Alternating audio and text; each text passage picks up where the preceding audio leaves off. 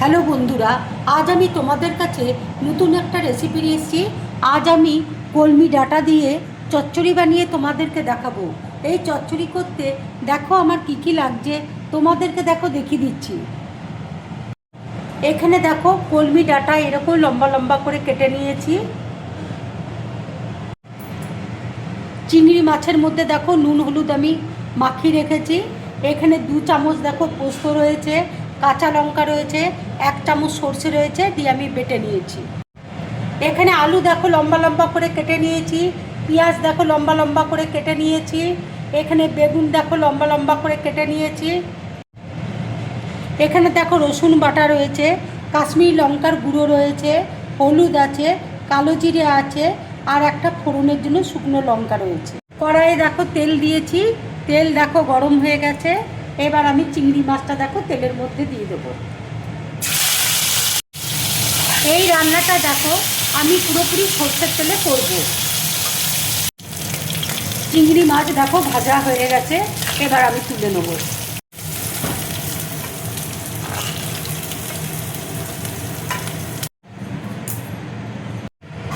এবার দেখো বেগুনটা আমি দিয়ে দিচ্ছি।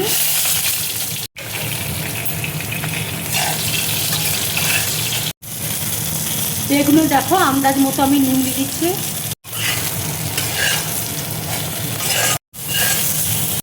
বেগুন দেখো ভাজা হয়ে গেছে, এবার আমি তুলে নেব।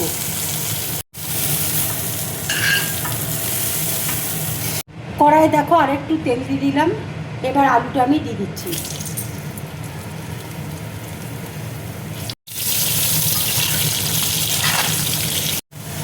আন্দাজ মতো দেখো নুন দিয়ে দিচ্ছি।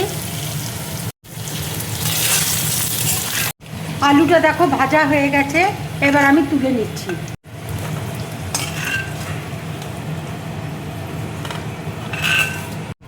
কড়াইয়ে দেখো আরেকটু আমি তেল দিয়ে দিলাম, শুকনো লঙ্কা দেখো ফোড়ন দিয়ে দিচ্ছি, কালো জিরে দেখো দিয়ে দিচ্ছি, পেঁয়াজ কুচি দেখো দিয়ে দিচ্ছি।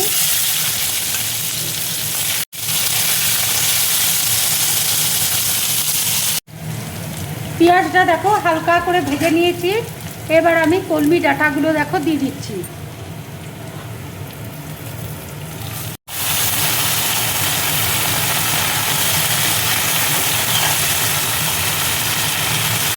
আন্দাজ মতো দেখো নুন দিয়ে দিচ্ছি।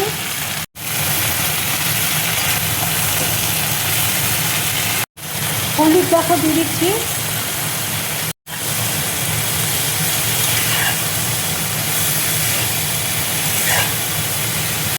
এবারে দেখো কিছুক্ষণের জন্য আমি ঢাকা দিয়ে দিচ্ছি।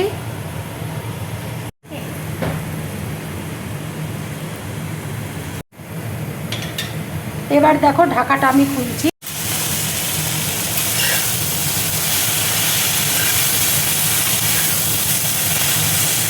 টমেটো দেখো দিয়ে দিচ্ছি।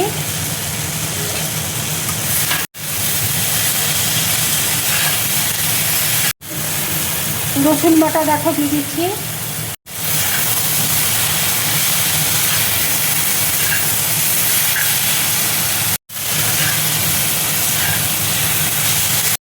কাশ্মীরি লঙ্কার গুঁড়ো দেখো দিয়ে দিচ্ছি।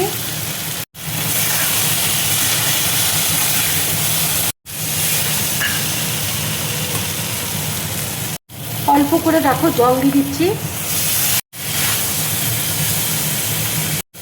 আলু বেগুন চিংড়ি মাছ দেখো দিয়ে দিচ্ছি।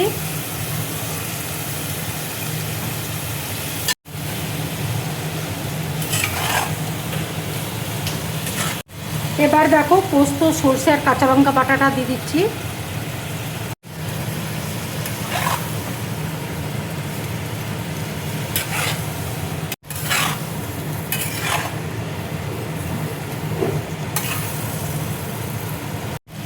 কাঁচা লঙ্কা দেখো ছিঁড়ে রেখেছি, কাঁচা লঙ্কাটা দেখো দিয়ে দিচ্ছি। কাঁচা সর্ষের তেল দেখো উপর দিয়ে দিচ্ছি। এইভাবে কলমি ডাঁটার চচ্চড়ি বানিয়ে তোমরা গরম ভাতের সাথে খাবে, খুব ভালো লাগবে খেতে। অল্প করে দেখো চিনি দিয়ে দিচ্ছি।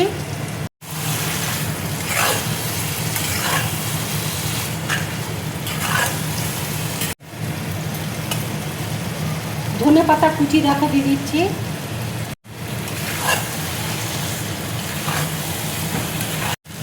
রান্নাটা দেখো হয়ে গেছে, এবার আমি গ্যাসটা অফ করে দিচ্ছি।